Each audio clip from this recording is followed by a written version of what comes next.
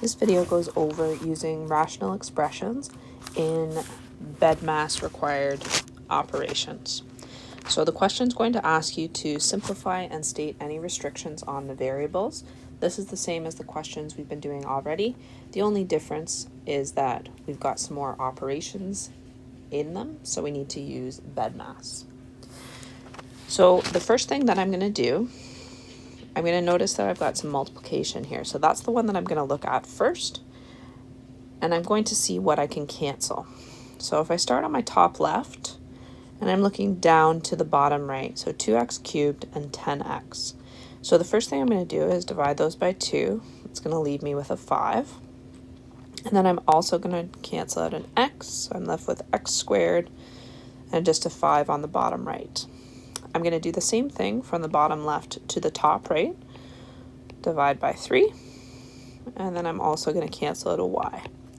So now my expression is x squared times 3 over y times 5 minus 2y over 3x. Simplifying that gives me 3x squared over 5y minus 2y over 3x. So I'm going to look for my common denominator, and I can find that by multiplying the two denominators together.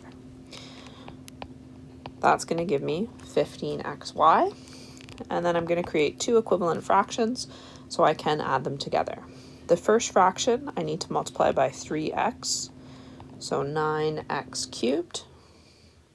And my second fraction I need to multiply by 5y, so 10y squared, and they're all over my common denominator of 15xy. This is as simple as I get. I can't factor that at all. The last thing that I need to do is make sure that I state any restrictions. So checking in my initial expression, I would get that x can't equal 0 and y can't equal 0. And when I check in my final expression, those are the same restrictions there. So I've fully simplified my answer and stated any restrictions.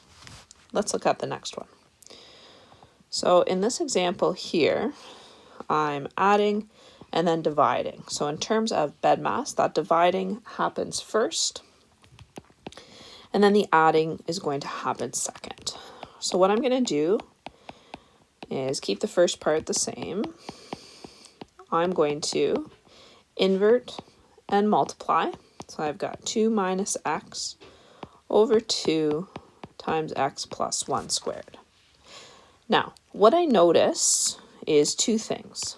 One is that this 2x minus 6, I can actually factor that as 2 times x minus 3. Still, I can't cancel with my top right, so that's okay.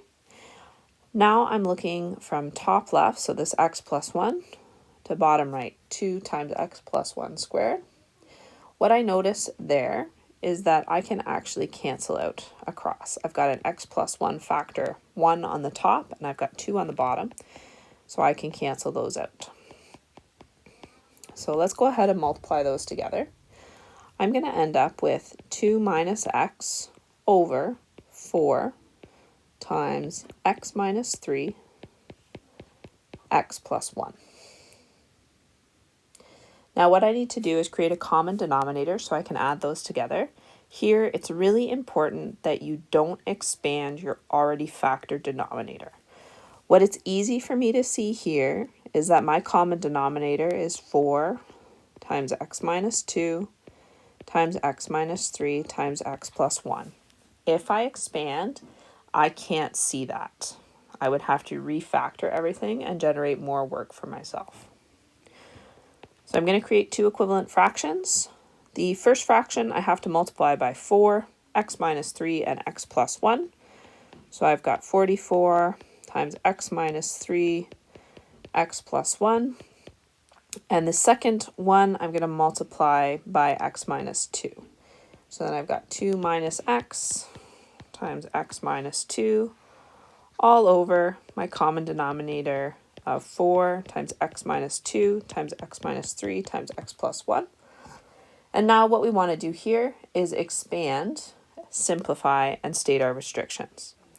So if I expand the top here, I've got 44 x squared minus 2x minus 3,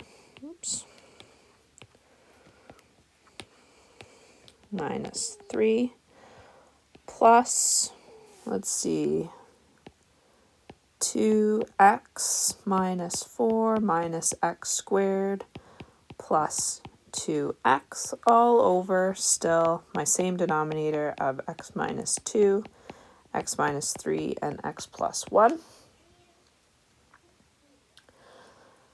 So continuing on, now I've got 44 x squared minus 88 x minus 132.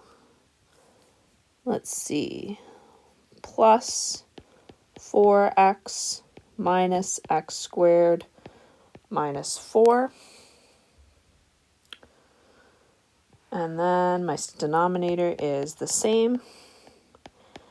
And finally, I'm going to be able to collect all my like terms in the top. So I've got 43x squared minus 84x minus 136 over by denominator of 4 times x minus 2, x minus 3, x plus 1. We'd want to check and see if that factors. In this case, it doesn't. So we fully simplified our answer. All that's left to do is going to be to change or state our restrictions. And those are just the factors that I have in the denominator. So x can equal -1, 2, or 3. These are the same factors that were in the denominator originally. So I don't have to state any additional restrictions. All right, one more example here. We've got division and multiplication. Remember that division and multiplication happen in the order that they appear. So this is my first operation, and this is my second. What is important? This question looks like a disaster, but if you factor first and cancel before you multiply, it's going to get a lot easier. So let's go ahead and do some factoring. My first tricky trinomial here is going to factor to 5x plus 2 and 3x minus 4.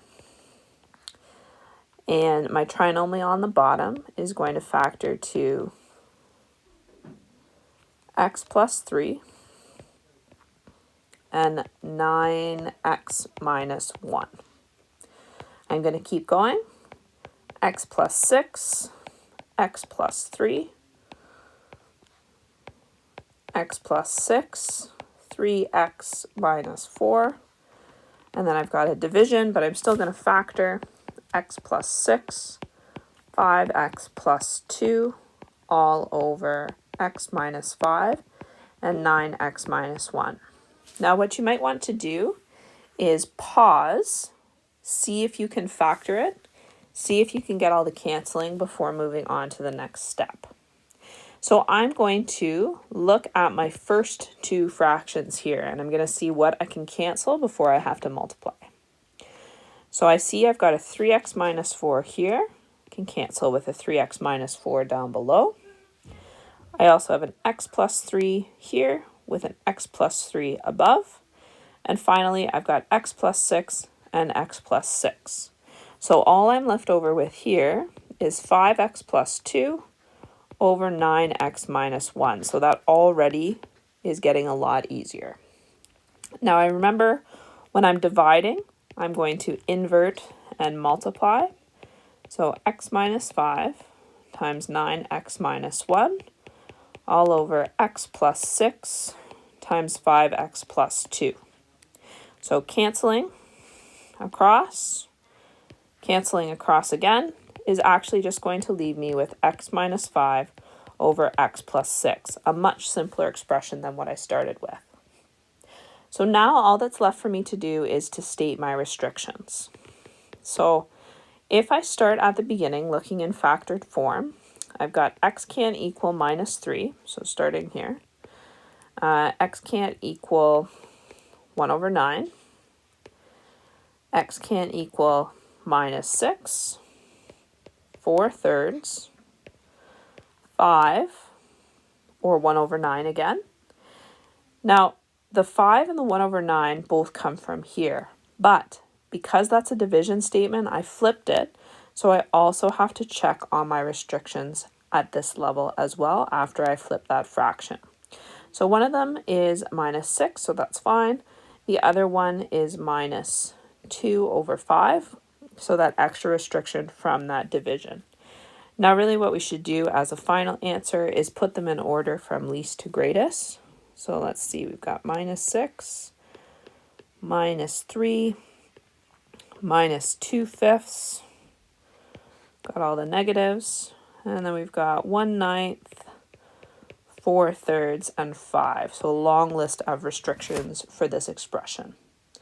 Those are some examples using division, multiplication, addition, and subtraction, all in the same expression.